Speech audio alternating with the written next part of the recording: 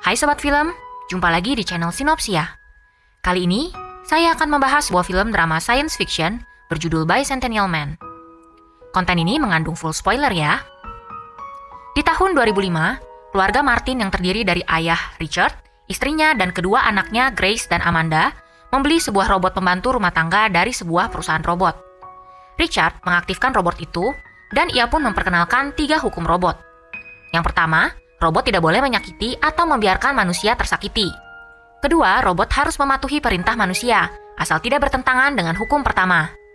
Ketiga, robot harus berupaya untuk melindungi dirinya sendiri, asal tidak bertentangan dengan hukum pertama dan kedua. Amanda secara tidak sengaja menamakan robot itu Andrew. Richard memberikan ruang bawah tanah mereka sebagai kamar Andrew, dan menugasinya untuk membersihkan dan merawat rumah. Esoknya, Andrew membersihkan ruang bawah tanah dan membetulkan mesin piring hitamnya. Grace tidak suka dengan robot ini, sampai-sampai ia menyuruhnya untuk melompat dari jendela. Richard menghukum kedua anaknya. Ia mengatakan bahwa walaupun Andrew adalah seorang robot, mereka harus merawatnya dan menganggapnya seperti manusia biasa.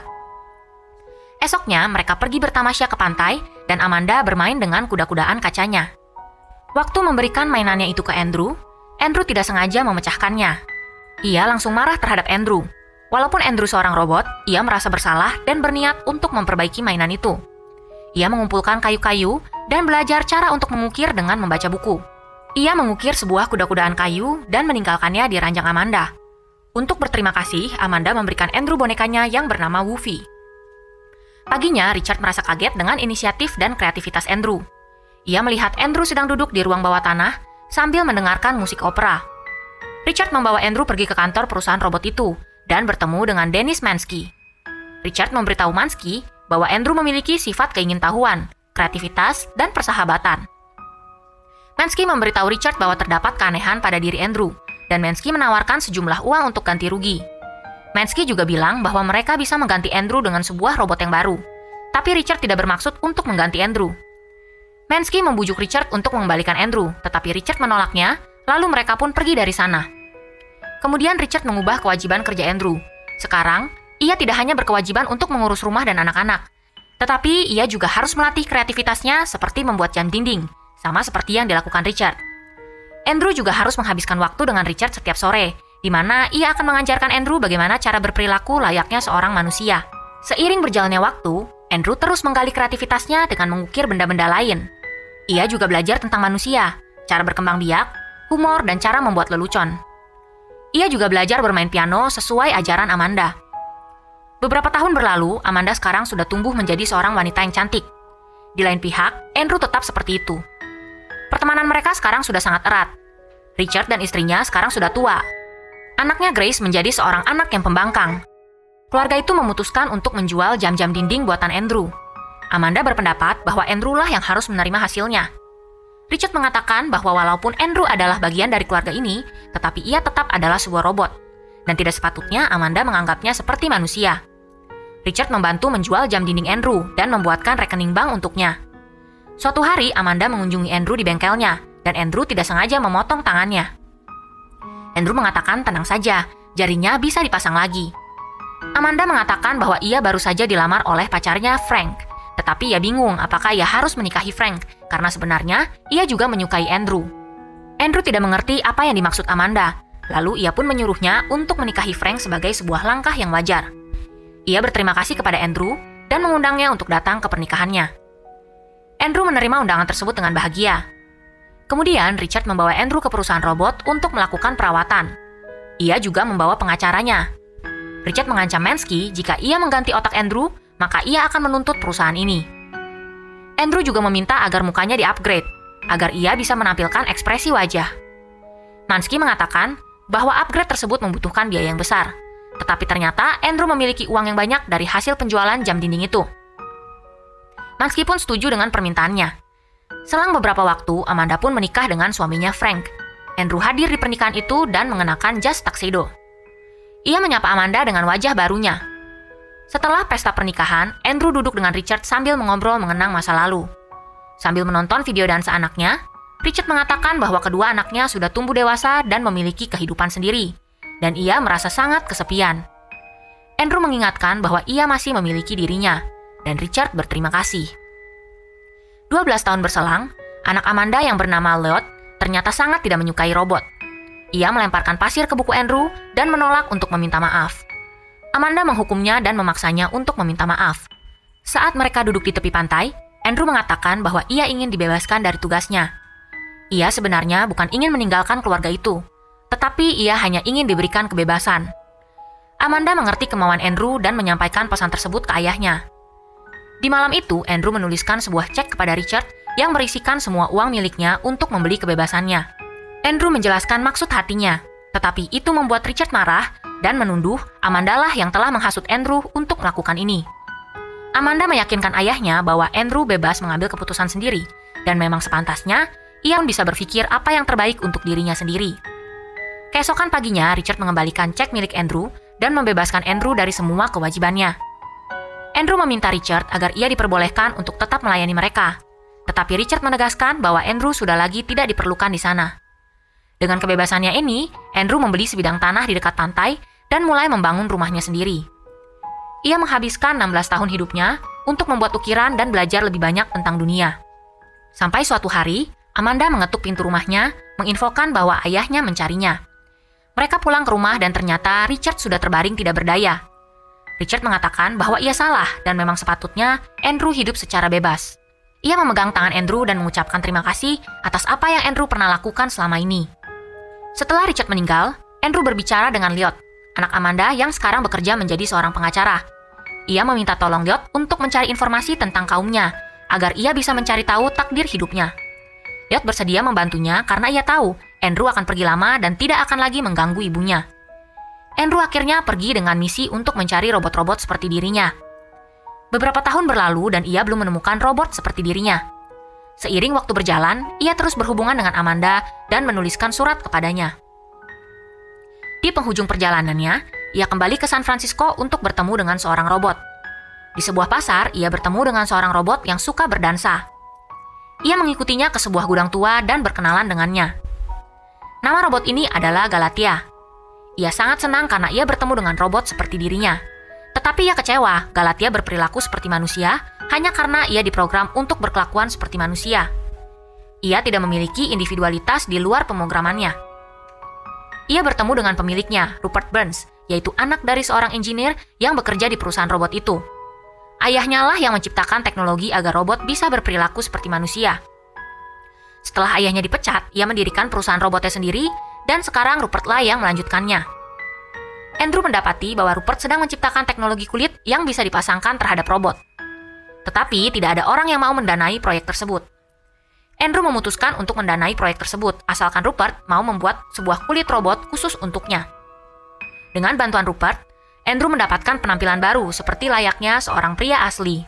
Setelah itu, Andrew pulang ke rumah keluarga Martin, dan ia kaget melihat seorang wanita muda yang sangat mirip dengan Amanda. Andrew bertemu dengan Amanda asli yang tampak jauh lebih tua daripada dirinya, dan ia langsung mengenali Andrew. Amanda mengatakan bahwa Portia adalah anak dari Lloyd, cucu dari Amanda.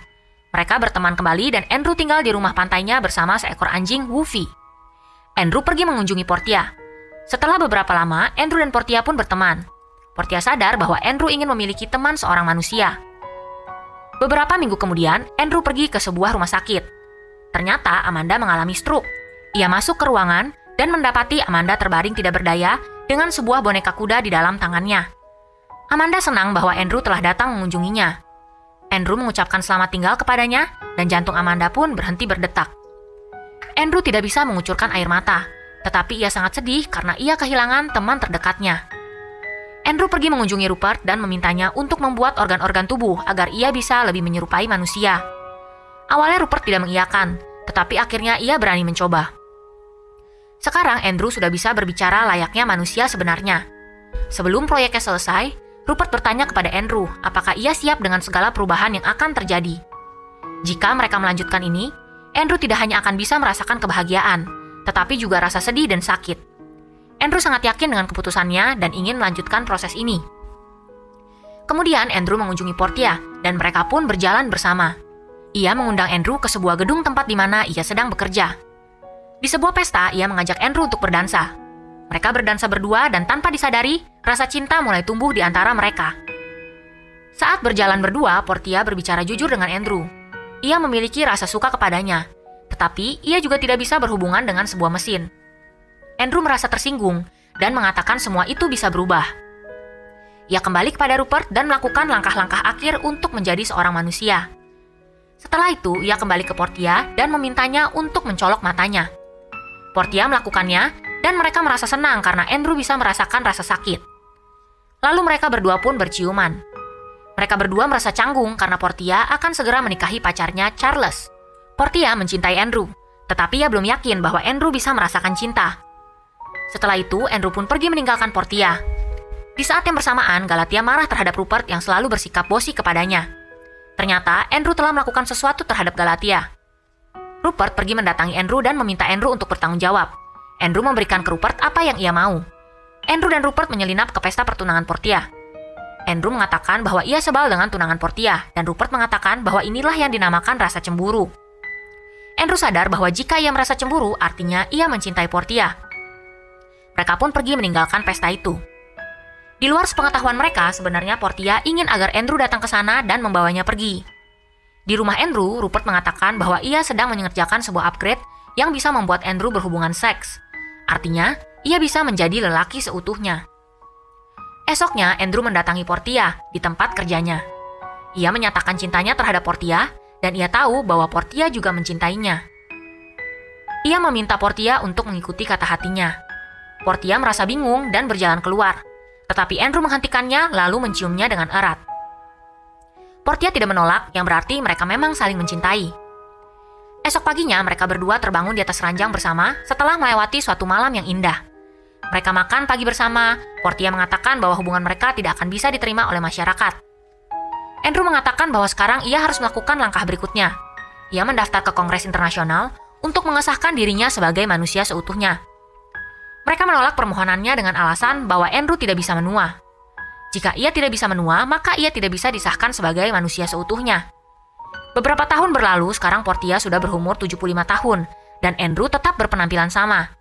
Portia cemas karena ia semakin lama menjadi semakin tua. Tetapi Andrew mengatakan bahwa teknologi sekarang bisa membantu orang untuk hidup selama-lamanya. Portia tidak mau. Menurutnya, manusia tidak sepatutnya untuk hidup selama-lamanya. Manusia seharusnya hidup untuk sementara waktu, lalu meninggal. Dan itulah kehidupan yang ia mau. Tetapi Andrew tidak bisa hidup di dunia ini tanpa dirinya. Malamnya, ia mengenang suatu hal yang Richard pernah ungkapkan kepadanya. Manusia hidup melewati waktu, tetapi untuknya waktu adalah selamanya. Sekarang Andrew tahu harus melakukan apa. Ia mengunjungi Rupert yang sekarang sudah menjadi seorang yang kaya raya. Ia memintanya untuk memasukkan darah ke dalam tubuhnya agar ia bisa menjadi manusia seutuhnya. Rupert mengatakan jika ia melakukan ini, maka umurnya hanya akan tersisa 30-40 tahun lagi. Andrew menerima konsekuensi ini dan mereka pun menjalankan prosedur tersebut.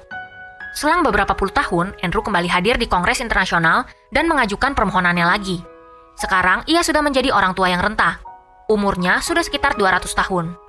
Ia memberitahu Kongres bahwa lebih baik ia hidup sekali sebagai manusia daripada selamanya sebagai sebuah mesin.